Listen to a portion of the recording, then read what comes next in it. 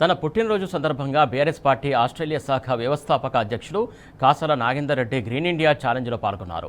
మెల్బోర్న్లోని తన నివాసంలో మొక్కలు నాటారు. పుట్టినరోజు సందర్భంగా మొక్కలు నాటడం చాలా ఆనందంగా ఉందన్నారు. ప్రతి ఒక్కరూ 3 మొక్కలు నాటారని, ముఖ్యంగా యువకులు పెద్ద ఎత్తున పాల్గొని మన ప్రకృతిని మనమే కాపాడుకోవాలన్నారు.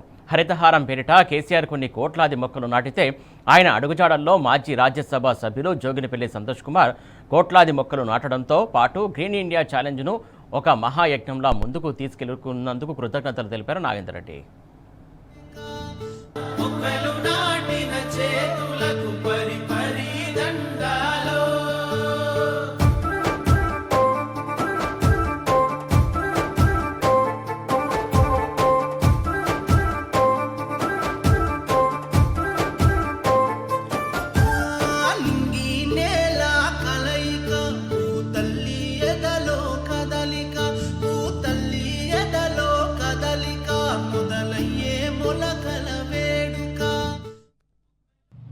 జై తెలంగాణ. నేను నాగేందర్ రెడ్డి కాసర్ల, బీఆర్ఎస్ ఆస్ట్రేలియా వ్యవస్థాపక అధ్యక్షుని.